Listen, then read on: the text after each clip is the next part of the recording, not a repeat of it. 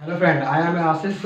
और आप जैसा कि जानते हैं हमारा चैनल केमिलॉजिक है और हम इस पर केमिस्ट्री से रिलेटेड वीडियो अपलोड करते रहते हैं। देखिए, आज जैसा कि हमने लास्ट वीडियो में केमिकल काइनेटिक्स स्टार्ट किया था और उसमें हमने इंस्टेंटेनियस एवरेज रेट की बात की थी। ठीक है, आज देखो हम यहाँ पर एक मेन चीज़ पढ़ते हैं जो है रेट लॉ। अब देखो, रेट लॉ से पहले हमें एक चीज़ पढ़नी पड़ेगी जो है हमारा law of mass action. Law of mass action क्या कहता है? लॉ ऑफ मास एक्शन बोलता है कि देखो, it is a state that कि rate of chemical reaction is directly proportional to product of active mass of reactants each raise to the power of their corresponding stoichiometry coefficient. ये कहता है कि कोई भी रिएक्शन है, क्या है? कोई भी रिएक्शन, मैं कह रहा हूँ मेरी रिएक्शन है ए, ठीक है, A plus B B gives C plus D D. कहने का मतलब ये है कि जब A mole of A and B mole of B के कंज्यूम होंगे तो C mole of C and D mole of D produce होंगे। ठीक है, अब देखो rate law of mass action क्या बोलता है? लॉ ऑफ मास एक्शन बोलता है अगर मुझे इस रिएक्शन का रेट पता करना है, ठीक है, रेट माने स्पीड। मैंने बताया था आपको रेट क्या होता है लास्ट वीडियो में। अगर किसी को नहीं पता हो तो वो मेरी लास्ट 2 वीडियो जो मैंने अपलोड की है वो देख सकता है और फिर इस वाले लेक्चर को दे दें। देखो क्या बोला था मैंने, ठीक है। अब देखो रेट ऑफ केमिकल रिएक्शन क्या था कि रेट जो है वो किसके प्रोपोर्शनल है? जो हमारा रिएक्टिंग स्पीसीज है। रिएक्टिंग स्पीसीज कौन है यहाँ पर? जो रिएक्टेंट साइड में मतलब जो रिएक्ट कर रही हो, ए और बी तो है हमारी, उनके प्रोडक्ट के इक्वल एक्टिव मास। देखो यहाँ पर एक वर्ड लिखा है एक्टिव मास, ठीक है। एक्टिव मास क्या होता है? मैं यहाँ पर एक्टिव मास की जगह कंसंट्रेशन यूज कर रहा हूँ। क्या यूज कर रहा हूँ? मैं कह रहा हूँ कि जो कंसंट्रेशन ऑफ ए, ठीक है, ए की कंसंट्रेशन और बी की कंसंट्रेशन का प्रोडक्ट के डायरेक्टली प्रोपोर्शनल है। अब उसने बोला each raise to the power of their corresponding stoichiometry coefficient. कहने का मतलब ये है इनकी पावर में कौन आएगा? जो इनके स्टोइचियोमेट्री कोएफिशिएंट है। ए का स्टोइचियोमेट्री कोएफिशिएंट कौन है? स्मॉल है यहाँ पर। बी का कोएफिशिएंट स्मॉल बी। तो मैं चढ़ा दूँ, देखो ए का क्या है? स्मॉल ए और बी का स्मॉल बी। ठीक है, ये कहता है मेरा लॉ ऑफ मास एक्शन। अब देखो जब मैं प्रोपोर्शनलिटी का साइन हटाऊंगा तो क्या होगा?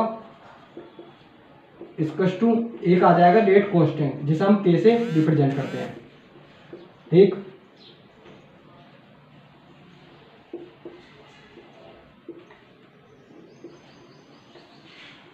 ध्यान रखना मैंने यहाँ पर एक्टिव मास की जगह कंसेंट्रेशन यूज करा है। मैंने कहा है कि it is rate of chemical reaction क्या है? Product of concentration of reactant species, ठीक है, each raise to the power of their corresponding stoichiometry coefficient. कहने का मतलब यह है कि इसकी कंसेंट्रेशन का, ए की कंसेंट्रेशन और बी की कंसेंट्रेशन का प्रोडक्ट, ठीक है, और उनकी पावर, उनके स्टोइचियोमेट्री कोएफिशिएंट उनकी पावर में, ये क्या मेरा रेट डिफाइन करता है। ठीक है, ये बोलता है मेरा लॉ ऑफ मास एक्शन। ठीक है, अब हम रेट लॉ समझेंगे। रेट लॉ होता क्या है?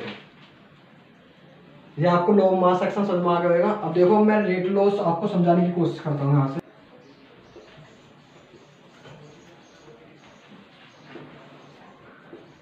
ठीक, रेट लॉ देखो, रेट लॉ कहता है कि जो मेरा रेट है ना, जैसे कोई मेरी रिएक्शन है, वही रिएक्शन ले लेता हूँ, ए प्लस बी और गिव्स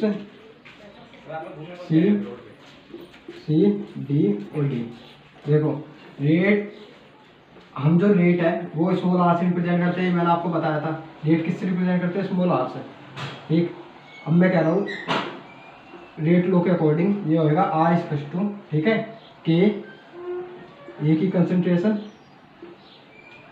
बी की कंसंट्रेशन। अब देखो लॉ ऑफ मास एक्शन क्या कहता था कि जो हमारे स्टोइचियोमेट्री कोएफिशिएंट है ना, उसे इसकी पावर में चढ़ा दो, उनका प्रोडक्ट क्या होगा? हमारा रेट। ठीक है, अब देखो क्या होगा। लेकिन यहाँ पर क्या है? मैं कह रहा हूँ जो ये अल्फा बीटा है, मैं कह रहा हूँ इसकी पावर में अल्फा बीटा होंगे। ये क्या है मेरा? रेट लो। किसी भी रिएक्शन का रेट मैं ऐसे डिफाइन करूंगा। अब अल्फा बीटा कहाँ है? यहाँ पर देखो, alpha equals to beta, sorry, alpha equals to A, ठीक है, and beta equals to B. ऐसा जरूरी नहीं कि अल्फा बीटा, रेट लो कहता है कि ऐसा जरूरी नहीं जो हमारी अल्फा बीटा है, मतलब जो एक ही कंसेंट्रेट एक ही पावर में है, ठीक है, जो और जो बी की पावर में है वो हमेशा स्टोइचोमेट्रिक कोफिशिएंट के इक्वल हो। क्या हो? स्टोइचोमेट्रिक कोफिशिएंट के इक्वल हो। ये इक्वल हो भी सकते हैं और नहीं भी हो सकते। कहने का मतलब क्या है, जब हमारी रिएक्शन एलिमेंट्री रिएक्शन होगी, एलिमेंट्री रिएक्शन जो एक स्टेप में हो रही हो, किस में हो रही हो? एक स्टेप में। जब हमारी रिएक्शन एलिमेंट्री होगी, जब ये दोनों इक्वल होंगे, इफ रिएक्शन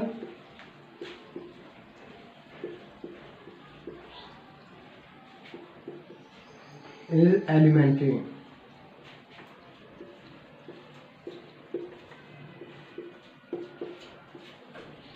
ठीक है, रिएक्शन क्या होगी? एलिमेंट्री। अगर हमारी रिएक्शन एलिमेंट्री होगी, जब अल्फा और बीटा किसके इक्वल होंगे? ए और बी। अच्छा, अल्फा बीटा क्या है यहाँ पर? जो हमारे अल्फा और बीटा है ना, अल्फा और बीटा होते हैं, एक टर्म आती है ऑर्डर, ठीक है। ऑर्डर जो होता है, आप समझने की कोशिश करना कि हर चीज़ का एक्सप्लेनेशन इतनी आसानी से नहीं मिलता साइंस के अंदर, ठीक है। एक्सप्लेनेशन हर चीज़ का होता है, लेकिन कुछ मेहनत करनी पड़ती है। ऑर्डर जो है हमारा, ऑर्डर जो है वो हमारी एक्सपेरिमेंटली डिफाइंड क्वांटिटी है।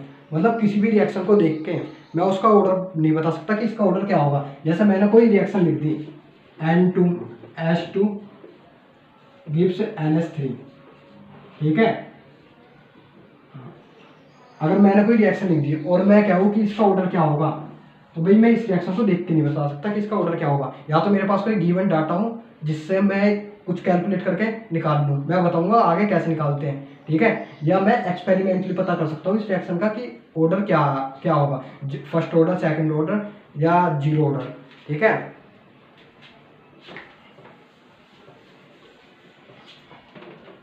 देखो, जो यहाँ पर हमारा अल्फा है, अल्फा जो है, ठीक है, अल्फा है हमारा order.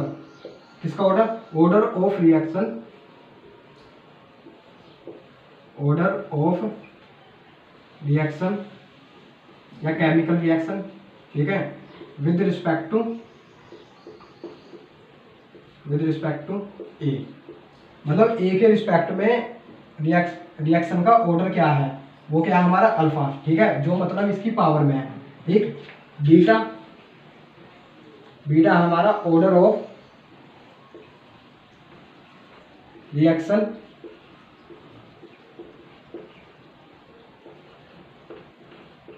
With respect to B. मतलब जो हमारी बी स्पीसीज है रिएक्टेंट में, उसके रिस्पेक्ट में रिएक्शन का ऑर्डर क्या है। अब देखो, अगर मुझे, और हाँ एक बात यहाँ पर ध्यान देने की है कि ये ओवरऑल ऑर्डर नहीं है alpha beta. Overall order reaction का क्या होगा वो कैसे पता करेंगे? ओवरऑल ऑर्डर अभी मैं आपको बताता हूँ कि होगा क्या। एक्चुअल में ओवरऑल ऑर्डर होता है हमारा, ओवरऑल ऑर्डर मतलब order of reaction, order of chemical reaction, ठीक है, क्या होगा? Alpha plus beta. मतलब जो ये वाली ए की जो पावर है, ए की पावर में जो कोई भी टर्म है और बी की पावर में जो है, उन दोनों का सम, मतलब अल्फा प्लस बीटा, वो क्या होगा हमारा? Overall order of chemical reaction. ये किसके? अल्फा की, अल्फा क्या है यहाँ पर?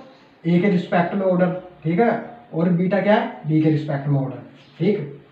अब देखो, मैंने बोला था कि ये जो हमारा अल्फा है वो इक्वल टू ए, ऐसा जरूरी नहीं कि हमेशा हो। ये कब होगा? जब हमारी रिएक्शन क्या हो? एलिमेंट्री हो।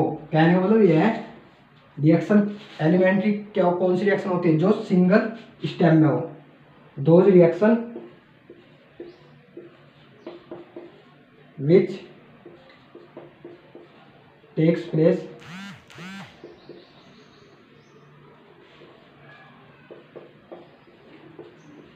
इन सिंगल स्टेप। अच्छा, यहाँ पर सिंगल स्टेप का क्या मीनिंग है भाई? आप इसे सोचना क्या है सिंगल स्टेप का मीनिंग। नेक्स्ट वीडियो में बताऊंगा मैं आपको क्या है सिंगल स्टेप का मीनिंग। भाई आपने पढ़ तो लिया कि दो reaction which take place in single step, मतलब मीनिंग क्या है सिंगल स्टेप का? कि ये एक स्टेप में कंप्लीट हो जाए, ठीक है। एलिमेंट्री रिएक्शन, अगर हमारी एलिमेंट्री रिएक्शन है तो जब ये चीज़ फॉलो होगी, वरना नहीं होगी। ठीक है। अगर जो हमारी गिवन रिएक्शन है वो एलिमेंट्री है तो जब मैं कह सकता हूँ कि जो इसकी स्टोइचियोमेट्रिक कोएफिशिएंट है वही अल्फा होगा और जो बी का स्टोइचियोमेट्रिक कोएफिशिएंट है वो बीटा होगा। ठीक है, जब कह सकता हूँ। अगर लेकिन हमारी रिएक्शन एलिमेंट्री नहीं है, मैं रफ कर रहा हूँ, ठीक है, थोड़ा ये देखो, अगर हमारी रिएक्शन एलिमेंट्री नहीं है, if reaction, if chemical reaction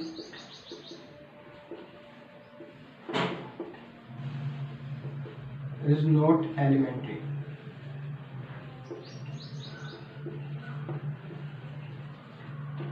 तो हमारा अल्फा और alpha not equal to A और beta not equal to B. ठीक है, अगर ये है कि एलिमेंट्री रिएक्शन नहीं है तो ना तो ये हमारा ए के कोएफिशिएंट के इक्वल होगा अल्फा और बीटा ना बी के कोएफिशिएंट के इक्वल। ठीक है, ये बात ध्यान रखना आप। और यही हमारा रेट लो था, alpha plus beta overall order of rate, sorry alpha plus beta क्या आता है यहाँ पर, order of overall order of chemical reaction. ठीक है, और alpha order of chemical reaction with respect to A, beta order of chemical reaction with respect to B. ठीक है, ये यहाँ से हमारा रेट लो डिफाइन हो गया। ठीक है, अब देखो इसमें अब हम किस चीज़ की बात करेंगे। मैंने आपको डिफरेंशियल रेट लो लिखना सिखाया था कि अगर मुझे इसके टर्म में रेट लो लिखना हो तो कैसे लिखूंगा मैं, कुछ R equals to minus d A by d t टी। ठीक है, ऐसा कुछ मैंने सिखाया था आपको। इससे देखो हम इसकी यूनिट पता करेंगे कि रेट की यूनिट क्या होती है। ठीक है, रेट की यूनिट क्या होती है और रेट कांस्टेंट की यूनिट क्या होती है। जो हमारा के है यहाँ पर, ये हमारा रेट कांस्टेंट क्या है, रेट कांस्टेंट, और ये हमारा R rate of chemical reaction. ठीक है, इसे और हम क्या बोल सकते हैं, के को रेट कांस्टेंट बोल सकते हैं, वेलोसिटी कांस्टेंट बोल सकते हैं, और क्या बोल सकते हैं, वेलोसिटी कांस्टेंट। ठीक, तो कंफ्यूज मत होना, जहाँ भी के की वैल्यू अगर रेट कांस्टेंट हो तो जब भी के ही और वेलोसिटी कांस्टेंट हो जब भी के है, दोनों बात सेम है। ठीक है, आई होप आपको ये समझ में आया होगा। अब हम इससे आगे जो देखेंगे हम रेट की यूनिट देखेंगे और के की यूनिट देखेंगे। Thank you. देखो एक चीज़ और बताई थी आपको यहाँ पर, जो हमारा ये है ना order of reaction with respect to A, मतलब अल्फा, ये हमारा नेगेटिव हो सकता है, इट कैन बी नेगेटिव, मतलब इसकी वैल्यू -2 -1 ये हो सकती है। ठीक है, नेगेटिव हो सकता है। ठीक, बीटा भी नेगेटिव हो सकता है। ठीक है, लेकिन जो हमारा अल्फा प्लस बीटा है, मतलब क्या है alpha plus beta, overall order of chemical reaction. ठीक है, क्या है, overall order of chemical reaction.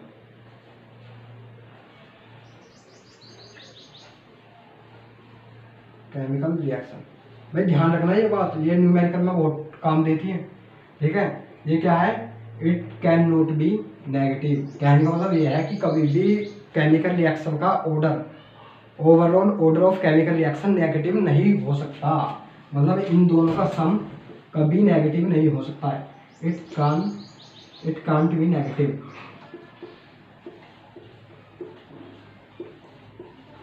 और देखो और एक और चीज़, इसकी जो वैल्यू है अल्फा प्लस बीटा की वैल्यू, ठीक है, वो फ्रैक्शन में भी हो सकती है। वैल्यू किस में हो सकती है, फ्रैक्शन में भी हो सकती है। ठीक है, फ्रैक्शन मतलब जैसे 3/2, 2/3। ठीक है, इनमें भी वैल्यू आ सकती है अल्फा प्लस बीटा की वैल्यू। ठीक है, और जीरो भी हो सकती है। ठीक, और क्या हो सकती है हमारी, पॉजिटिव भी हो सकती है। पॉजिटिव तो होंगी भाई, पॉजिटिव मतलब, लेकिन नेगेटिव नहीं हो सकती। नेगेटिव नहीं हो सकती, कैसी हो सकती है, फ्रैक्शन में आ सकती है वैल्यू, जीरो आ सकती है और पॉजिटिव हो सकती है। ठीक है, ये बताना था मुझे कि आप ऑर्डर, ठीक है, कि order with respect to A, with respect to B. ठीक है, और ये क्या है, overall order of chemical reaction. अब देखो यहाँ पर आपको बस मैं यूनिट समझा देता हूँ कि रेट की यूनिट क्या होगी। आपने रेट लो देख लिया, अब आप रेट की यूनिट देखिए। देखो अगर कोई रिएक्शन है, ठीक है, वही आर से पी जा रही है, मतलब ये रिएक्टेंट है मेरा, आर की से डिनोट कर रहा है यहाँ पर रिएक्टेंट को, और पी की से डिनोट कर रहा है प्रोडक्ट को। आर से पी कोई रिएक्शन जा रही है, तो देखो अगर मुझे इसका रेट लिखना हो, ठीक है, रेट तो कैसे लिखूंगा मैं, minus D R by t T, ऐसे तो लिखता हूँ भाई। अब देखो सिंपल सा देखो, जो हमारी कंसंट्रेशन है, अगर मैं मोलरिटी की टर्म में दूँ कंसंट्रेशन, तो इसकी यूनिट क्या बनेगी, मोल पर लीटर, ठीक है। जो यहाँ पे मैं कंसंट्रेशन लेता हूँ जनरली हम या तो मोल्स के टर्म में लेते हैं, ठीक है, या हम मोलरिटी के टर्म में लेते हैं। और हमारी मोलरिटी क्या होती है, हमारी मोलरिटी होती है भाई, मोलरिटी क्या होती है हमारी, मोल्स अपॉन, ठीक है, moles of solute divided by volume of solution in litre, ठीक है, ये होता है। अब देखो इसका क्या हो जाएगा, मोल पर लीटर। अब टाइम को किस में मेजर करेंगे, यहाँ पर सेकंड में, ठीक है, सेकंड में कर सकते हो, और अकॉर्डिंग टू क्वेश्चन जो आपको दिया हो इवन कि मिनट में ले रखा है वहाँ पर या घंटे में ले रखा है, तो आप आवर्स में ले रखा है, तो आप किसी में भी कन्वर्ट कर सकते हैं। मैं कह रहा हूँ कि मैंने टाइम यहाँ पर सेकंड में ले लिया, ठीक है, किस में ले लिया भाई, सेकंड में। तो देखो इसकी यूनिट क्या हो जाएगी यहाँ पर रेट की, मोल, ठीक, पर लीटर पर सेकंड, ठीक, ये होगी हमारी रेट की यूनिट, रेट की यूनिट ये होगी। अब देखो के की कैसे पता करेंगे, के की यूनिट क्या होगी, देखो ये तो रेट है, और मैंने अभी आपको रेट लो से समझाया था कि हम रेट कैसे लिख सकते हैं, ऐसे लिख सकते हैं, ठीक है, ये लिख सकते हैं ना, और रेट को हम ऐसे लिख सकते हैं, तो मैं minus D R by t टी, ठीक, ये तो हमने रेट लो से लिख लिया कि रिएक्टेंट की कंसंट्रेशन पे डिपेंड करेगा, ठीक है, और देखो, और ये हमारा क्या है, के आर, ठीक। अगर मैं यहाँ पर के की वो निकालूँ तो क्या हो जाएगा, डी आर बाई डी टी, ठीक है, डिवाइड बाय आर। मैं इसे क्या लिया है, इधर लिया है, इसकी क्या यूनिट थी, आई थी अभी जो मैंने निकाल ली थी, मोल पर लीटर पर सेकंड, ठीक है। अब आर की क्या होगी, ये भी मोल पर लीटर पर सेकंड, ठीक है। लेकिन ध्यान रखना हमेशा, यहाँ पर मैं अगर इसकी पावर 1 है यहाँ पर, तो ये फर्स्ट ऑर्डर को डिनोट करती है। अगर यहाँ पे 0 होएगा तो ये 0 ऑर्डर को करेगा, ठीक है, और यहाँ पे सेकंड होएगा तो ये सेकंड ऑर्डर को करेगा।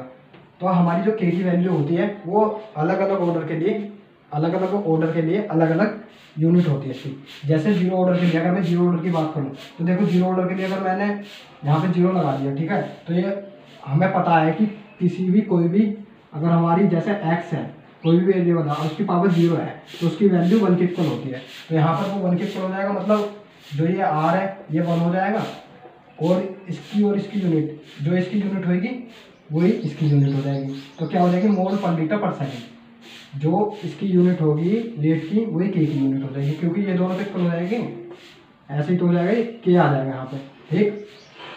अगर यहाँ पर 1 ले लूँ तो क्या होगा, अगर मैं फर्स्ट ऑर्डर के लिए बात करूं तो इसकी यूनिट क्या होगी, देखो कर रहा है। हाँ तो देखो फर्स्ट ऑर्डर के लिए क्या होगा, आर इक्वल टू, ठीक है, के आर, ठीक है। रेट की मैंने बताई कि अभी यूनिट क्या होती है, मोल पर लीटर पर सेकंड, ठीक है। अगर मैं के को इधर ले आऊँ, कहने वाला ये है कि अगर इसे मैं ऐसे तो लिख सकता हूँ, रेट डिवाइड बाय आर। ये यहाँ पे इसकी पावर 1 है तो फर्स्ट ऑर्डर है। मैंने बताया था ना कि अगर हमारा रिएक्टेंट है, ठीक है, और जो पावर में वो उसका ऑर्डर होता है, तो देखो मोल पर लीटर पर सेकंड है इसकी, ठीक, और आर की क्या होगी, आर की भी मोल पर लीटर पर सेकंड होगी, सॉरी मोल पर लीटर। तो देखो मोल पर लीटर से मोल पर लीटर कैंसिल, बचा क्या, के की यूनिट क्या आई, पर सेकंड। तो हमारी फर्स्ट ऑर्डर के लिए के की यूनिट क्या होती है, पर सेकंड, और 0 ऑर्डर के लिए मैंने अभी बताया था मोल पर लीटर पर सेकंड। तो आज मुझे बस इतना ही समझाना था यहाँ पर। अब हम इससे नेक्स्ट लेक्चर में इंटीग्रेटेड रेट लॉ की बात करेंगे, फर्स्ट ऑर्डर, सेकंड ऑर्डर और 0 ऑर्डर के लिए, ठीक है। थैंक यू, आई होप आपको ये समझ में आया होगा। अगर आपको नहीं भी समझ में आया हो तो आप कमेंट बॉक्स में लिख सकते हैं। Thank you.